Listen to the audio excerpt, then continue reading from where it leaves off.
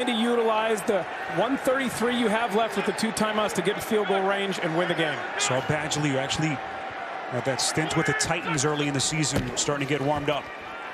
Wentz faking the handoff, boy, under pressure. Barely gets it out. It's intercepted.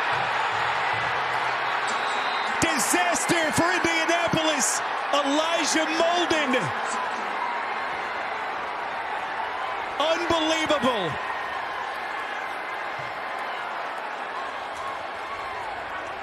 Wentz, who had gone 5 games without a pick, with a massive mistake. They called a screen. They were trying to set it up.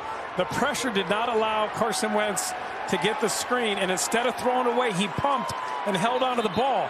Then he thought he knew he was going to get the safety, and he threw the ball away and allowed them to get the interception and the touchdown. The Tennessee Titans had gone 38 games since their last pick 6. And the rookie Elijah Molden with the biggest play of his early NFL career. Incredible.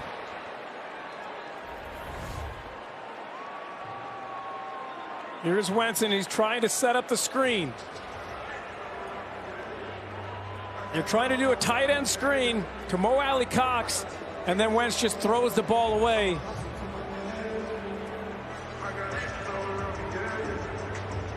Well, they love this kid, Molden. 3rd-round pick out of Washington. We mentioned he had to start the last couple of weeks with some of the injuries in their secondary. A big boost in his defensive snaps. And what a play by the rookie. The quarterback pressure was applied by Bud Dupree, who, of course, has had a rough journey back from his devastating ACL injury last year, his final year in Pittsburgh, and signed that massive contract. Admitted recently that maybe he came back a little bit too early, but his pressure generating that enormous play for Tennessee. Yeah, and the poor decisions by Carson Wentz, but there's 1:26 left. You're down a touchdown. You have to reset and come out and be aggressive now and try to lead your team down and tie this game up. So here comes Wentz. How quickly can he gather himself psychologically here?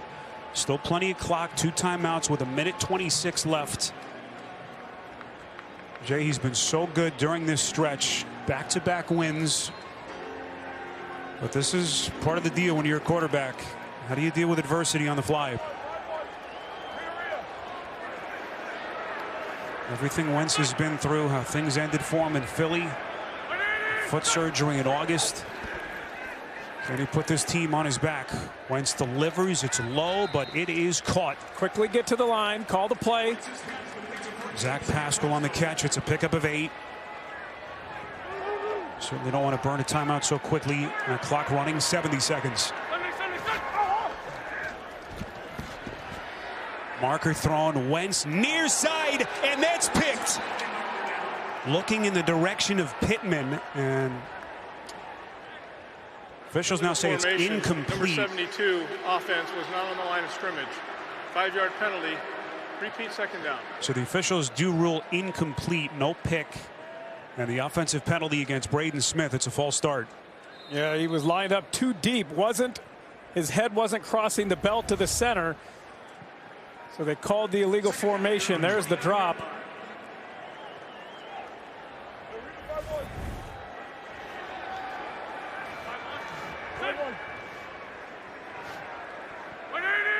So 2nd and 6. Wentz steps up again, facing the pressure a little bit high. Intended for Ashton Doolin. And it will be 3rd and 6. And that pressure impacted the throw by Wentz. That's a 2nd time he's missed Doolin high. Missed him earlier in the quarter when he could have got into field goal range. 56 seconds, 2 timeouts left for the Colts. Ryan Tannehill hoping his defense can put this game away.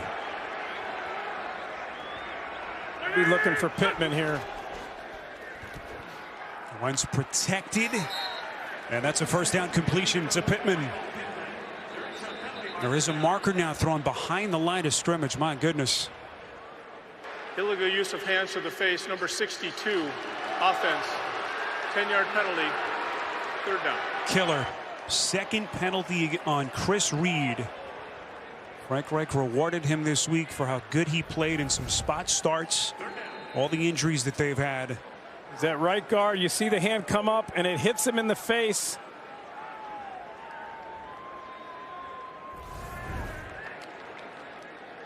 Killer. So that wipes away a first down connection. 3rd and 16. As they mark it all the way back to the Colts 19. You don't have to get all of it here. You're going to go for it on 4th down.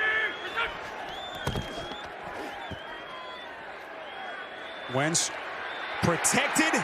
Somehow maintains his feet. Throws on the run. And it is caught. Miraculous. Michael Pittman going airborne. And that breathes life into the Colts. Wentz somehow maintained his balance and gave his horse a chance. 38 yards on the catch from Pittman. 3rd and 16. Wentz has pressure. He's about to get sacked. There's 4 guys around Pittman here. He just throws it up, says, please make a play. And Pittman elevates it, goes up, and gives the Colts hope. What a season Michael Pittman has put together. Breakout year. 2nd season in the league. 24 years of age. At the 100-yard outing last week in San Francisco, the late touchdown catch. And keep in mind, no T.Y. Hilton at the moment. He's being evaluated for a concussion, so Pittman is one of only 3 available receivers at the moment for the Colts. Colts down to their final timeout. Wentz delivers again a little bit high. Looking for Mo Alley Cox. 32 seconds left. You get 2 timeouts, 32 seconds, so plenty of time here. But you need to continue to have solid plays down the field if you can get out of bounds. If not, 1 timeout left now. They just used it. So 32 seconds. What does Frank Reich dial up here? Reich sends out Nyheim Hines. See Pittman lined up at the top of your picture.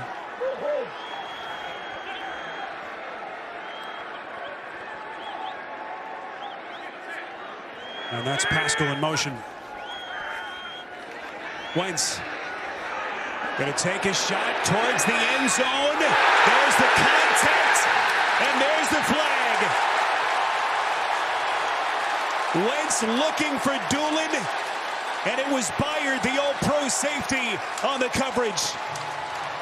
Pass interference, number 31, defense. A foul occurred in the end zone. The ball will be placed at the 1-yard line. Automatic first down. Well, Doolin had him beat. The ball's underthrown a little, and Byard comes back and makes the cut. That may be the best play the Colts have had all year, is the pass interference play. It's been the most successful play for them throughout this season.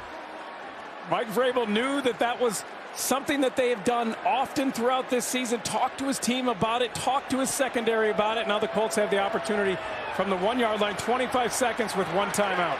How crazy is this game been? It's a 42-yard penalty. 25 seconds left. And now Mike Vrabel's going to take his first timeout. 10 penalties on the Titans for 152 yards. If you've just joined us, the Indianapolis Colts, that early uppercut punch, jumped out to a 14-0 lead. Then Mike Vrabel's bunch came back, tied it, eventually took the lead. And it has been back and forth since, in a wild one here in the AFC South. There's your standings. Titans, a win today would give them a 3-game lead, really 4 if you consider the head-to-head tiebreaker that they would win. Yeah, such a massive game for both of these teams. You do have 1 timeout, so you can run it. But if you throw it here, that gives you the option to run or throw. And you see little wildcat with Wentz splitting out, and they're in. Touchdown. It's Taylor.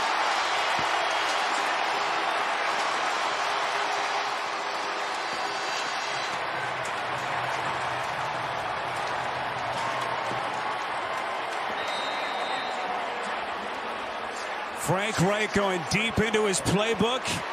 Had him fooled. And now the Colts can tie it. Yeah, extra points have certainly not been gimmies this year. And you have your new kicker, Badgley, who played a couple games, hasn't missed yet for the Colts. Badgley was good in tough weather last week, and the extra point is good. And we are tied.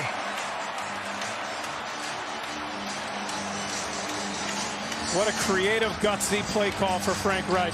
You take Carson Wentz, you motion him out, you have Nyheim Hines in the backfield.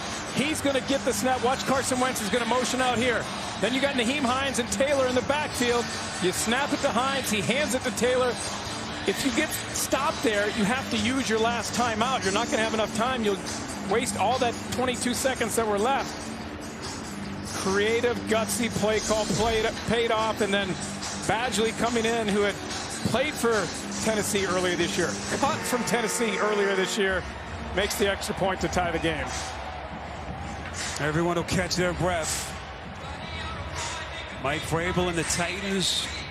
Those impressive wins over Buffalo and Kansas City over the last 2 weeks, over the span of 6 days. We're the talk of the NFL this week. And the Indianapolis Colts, back-to-back wins. Badgley does not kick off well, so they have Rigoberto kicking off, the punter kicking off. He's not a normal kickoff guy either, so there's an opportunity here for the Titans to get a big return, although they haven't done it all year. Tennessee with 2 of their timeouts left. And they will not get a chance to return it, as Tannehill, will have it at the 25-yard line. Jay, we were expecting a big one, and it has been intense. Yeah, you got a sense from each of the coaches, Mike Vrabel and Frank Reich, that they expected a tough, physical, hard-fought game that would come all the way down to the end. That's exactly what we've seen.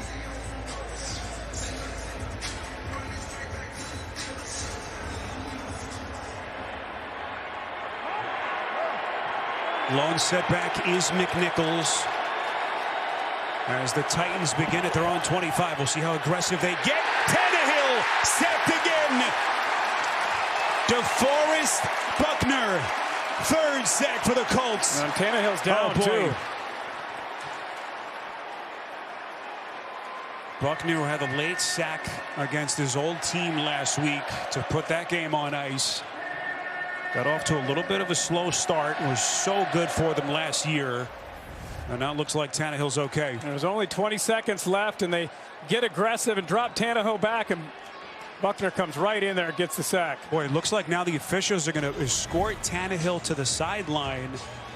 Because of the injury, Tennessee is charged with a timeout. Their second of the half. All right, so they get charged the timeout, and now you can see Tannehill grimacing a little bit as he tries to walk it off. Boy, he has taken a pounding here in the 4th quarter. Yeah, I wasn't sure about the aggressiveness of that call, wanting to go for it there in that situation. You get Tannehill hit hard. Now all you're trying to do is make sure that Logan Woodside, the backup quarterback, can come in and take a knee and get to overtime. So Tannehill has to come off. Officials explaining things to Mike Vrabel. So here is Logan Woodside, the 2nd-year quarterback, really untested, out of Toledo, 26 years of age. And he will simply take a knee here to get us to the end of regulation. Tannehill clapping his hands in front of their sideline. Titans fans certainly hoping he's okay. What a finish here in Indianapolis as we are headed to overtime here on CBS.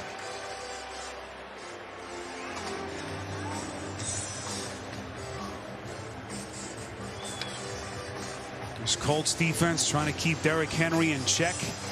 26 attempts for Henry, 70 yards on the ground, well off his pace. Yeah, they've done an excellent job against Derrick Henry. He's averaging only 2.7 yards a carry, a long of 9 yards. Gentlemen, we're about to begin an overtime period of up to 10 minutes. It is sudden death unless the first possession ends in a field goal, at which time the opponent will have an opportunity to possess. 4th quarter timing rules are in effect. Each team gets 2 timeouts, and any challenges will be initiated by the booth official. Tennessee, here's a coin. This is heads. This is tails. You get to call the toss. He has called tails. It is heads. Indianapolis has won the toss. Indianapolis gets the ball first, this end of the field. Good luck, gentlemen. Third overtime game for Tennessee already this season. First for the Colts. They'll have it to start overtime next.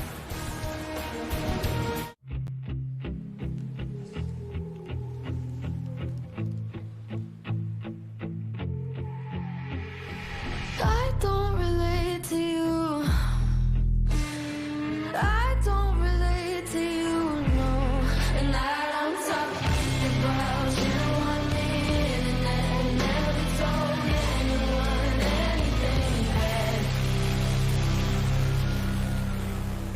Rated E for everyone.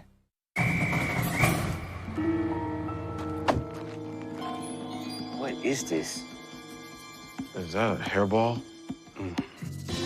They're everywhere. We have a cat problem. Gentlemen, the Heisman House is getting a dog. Go show those cats who's boss. Well, that didn't work out well.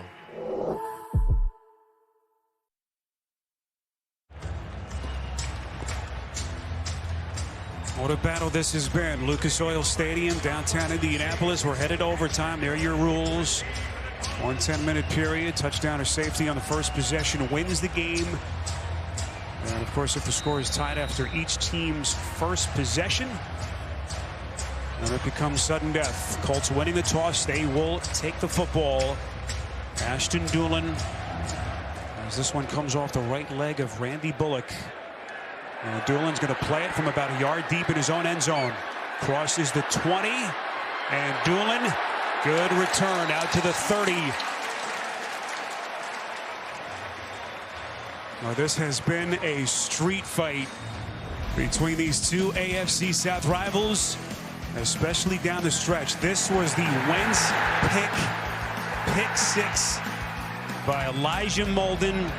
Then the critical PI on the all-pro safety Byard. Got them into striking distance, and Jonathan Taylor with the game-tying touchdown. Yeah, the other big play was 3rd and 16, throwing it up to Pittman and just elevating above everybody and getting the first down. They begin here with the handoff to Jonathan Taylor. It's always so interesting to me how you have to reset your mindset as an offensive staff. You were just having to be so aggressive and go down the field and get back in the game and score a touchdown to tie it. And then now it's back to normal offense. You can run your offense the right way. You can run it the effective way that you want to, running the ball, hitting play action, and trying to be smart with the ball. 8-5-6, 8-5-6. What a big moment this is for Carson Wentz. Going off to that rough start with his new team that has been so good over the last 4 weeks. Play action from Wentz. Here they come again. Wentz running for his life. Boy, another pitch. That time looking for Taylor. And boy, if I'm Frank Reich, I'm telling Wentz to be careful with those plays. Yeah, you think throughout this season, the poor plays that Wentz have made have all been like that. The interception against the Rams. Last week against the 49ers, they called it a fumble. The play at the end of the game. Those kind of plays where he's trying to extend, but then taking chances with the ball. And we asked Reich about how far Wentz has come, really playing some of the best football of his career of late. And he said, look, we don't expect him to be perfect for the rest of the season, but we're going to start to see now how he handles the rising expectations, the pressure. How does he navigate this team now in overtime? 3rd and 6. Wentz up the seam, incomplete.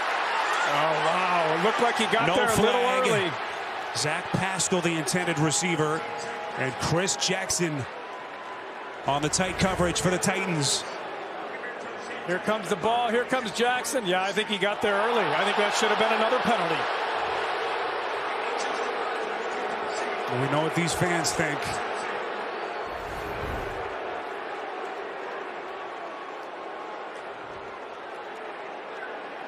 So 3 and out for the Colts. to begin overtime. That's exactly what Mike Vrabel was looking for from his defense.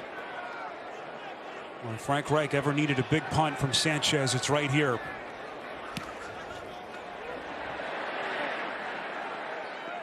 This one will sail out of bounds. We'll see where the officials will mark it. Yeah, he didn't get a great punt here. No, he did not. Going to be good starting field position for Ryan Tannehill and Tennessee, as they will have it from right around their own 28-yard line. Only a 38-yard punt from Sanchez.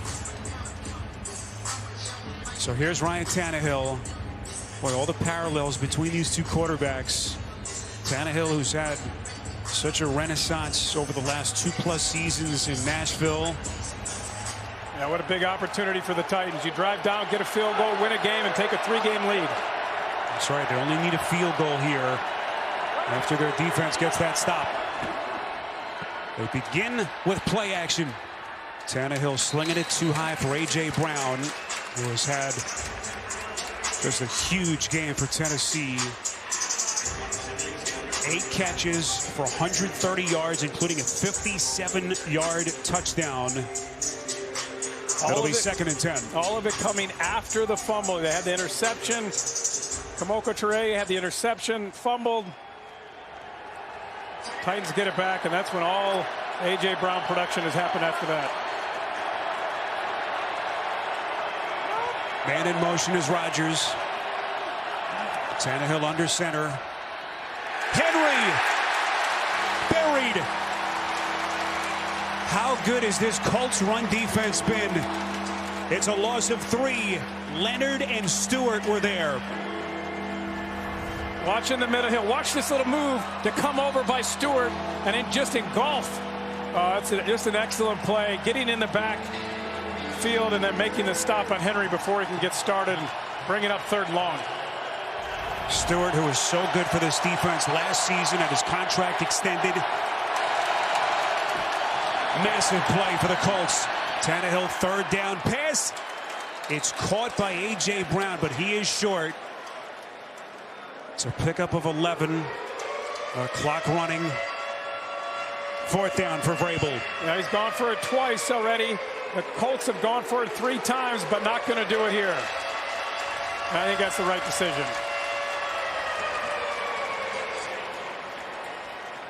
If you go for it, you don't get it. You give them the ball already in field goal range. They can win the game. Here's Brett Kern, their Pro Bowl punter. A couple of good ones, especially down the stretch or towards end of regulation. Naheem Hines signals fair catch. And Kern again. You can't do it much better than that. Masterful on the punt. Officials are going to mark it at the 15-yard line. That's why you pay your kickers and punters all that money for situations like that. 49 yards on the punt by Kern, and here comes Wentz.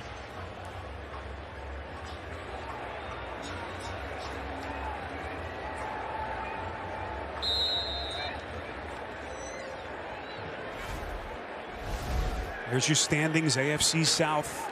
Tennessee, 3 straight wins, 5 of their last 6.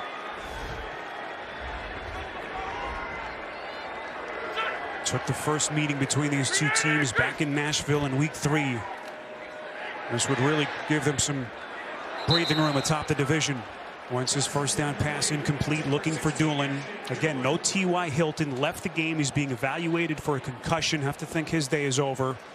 So Carson Wentz with only 3 active wide receivers to finish this game. And that makes it difficult because those guys have had to be out there every single play, running deep routes, stretching the field, trying to catch their breath before they go do it again.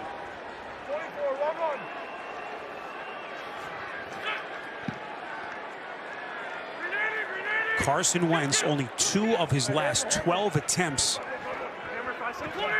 including that pick 6. Wentz a little bit high. Pittman making the catch. And how good has he been? Pittman going up high for it. He has been such a beast for this Indianapolis offense. He's been their answer. 10 catches, 86 yards, and 2 touchdowns. He has really become the #1 receiver for this team. physical, aggressive receiver who goes up and high points the ball like you saw at the end of the fourth quarter. Now, Jay, not only has he emerged as the #1 guy, he's done it when they've really needed it. All the injuries at wide receiver, obviously T.Y. and Paris Campbell. Well, they need it right now on 3rd down. Pascal might be their best route runner. They just brought him in motion. Wentz, beautiful fake, sells it well. 1st down Colts. We've seen him do that twice today. Monty Rice making the spot start for the injured Rashad Evans on the tackle. I think that was a smart decision. He thought about throwing it to Pascal as he came across in motion, but he saw, no, I can get it by just running. I don't need to take the chance of throwing it and having an incompletion. I'll just put my head down and go get the 1st down. Say what you want about Carson Wentz. Obviously, the way things ended in Philly, everything he's had to fight through. So resilient. Looking for some late game magic here for the Colts. We crossed the 6-minute mark in overtime. Wentz faking, delivering it. It is picked. Intercepted by Byard. And how about this Tennessee defense making the big plays when they've needed it most? And Kevin Byard, who has been the heart and soul of this defense, with a massive play for Tennessee. Carson just forced that one into Pittman. It was really into double coverage. Here he comes across. Watch Byard right here. Read Carson and come up and just step in front of Pittman. You saw 3 guys from Tennessee there. Just a poor decision by Carson Wentz, forcing it to his receiver who's had all the production. They really missed not having T.Y. Hilton out there and having another option for Carson Wentz. Boy, Wentz, who had thrown only 1 pick the entire season, hadn't thrown one in 5 weeks, with his 2nd in this game. And now short field for the Titans offense. This is where Henry has been so good. There's a flag behind the line of scrimmage. Looks like Kenny Moore is a little bit shaken up. Block in the back, number 11, offense, 10-yard penalty, repeat 1st down. So A.J. Brown penalized. That's a big penalty because it knocks you out of field goal range now. Yes, it does. And that look from Mike Vrabel tells you all you need to know. Right, you get the interception. You get the ball, you're in field goal range. About a 50-yarder. Here comes A.J. Brown in the slot. He just pushes him in the back. There's just no reason for that. I mean, why take that chance right there and then knock your team back? Now, if you're the Colts, can you get a stop and not allow them to attempt a field goal? 162 penalty yards against Tennessee, most in a game this season. Bad pass by Tannehill. Westbrook Akina, the intended receiver. Yeah, I think even if it was complete, Kenny Moore was going to come up and lay a stick on him. Huge series right now for this Colts defense. 5:20 left in overtime. Trying to keep them from getting to the 35-yard line or so would give Randy Bullock an opportunity to win this game. You lose this game if you're the Colts, and you fall 3 back in the loss column. Really more than that if you consider the head-to-head that they would lose with 9 games left. 2nd and 20. Tannehill over the middle. It's caught. A.J. Brown. And that gets them back in business. It's a pickup of 13. What a day for Brown. 11 targets, 10 catches for a $154. He's so strong on these in cuts. Physical to be able to go in there, make the catch, secure the ball. They're in field goal range now. It'd be a 48-yarder from here.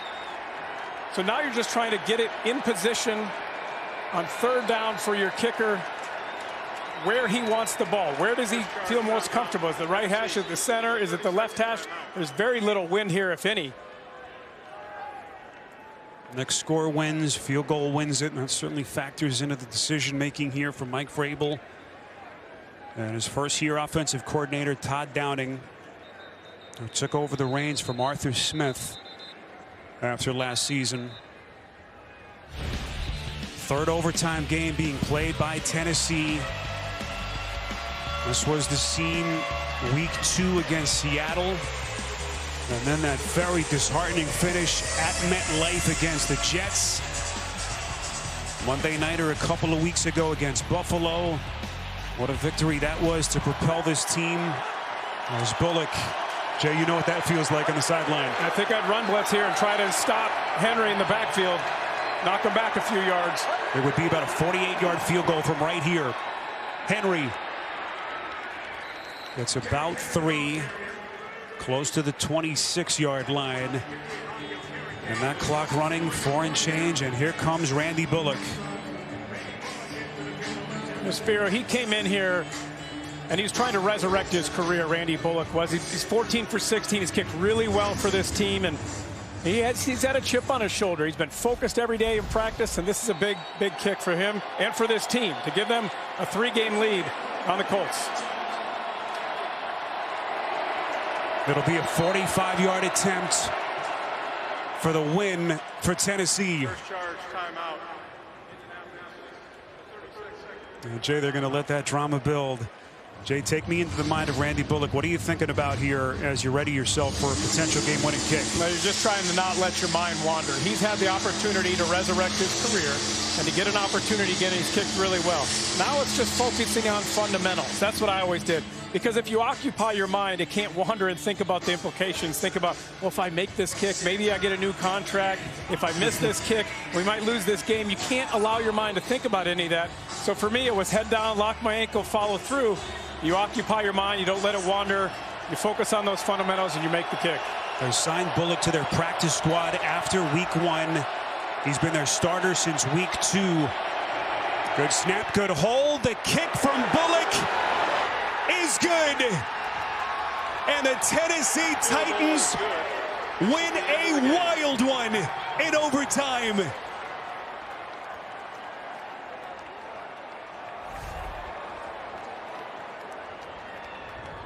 Carson Wentz with a back-breaking interception in overtime. And the Tennessee Titans win it on the road here in Indianapolis.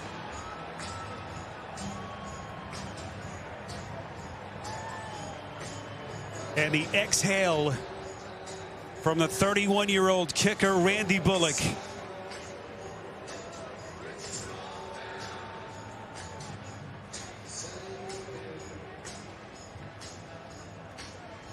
Agony for Frank Reich.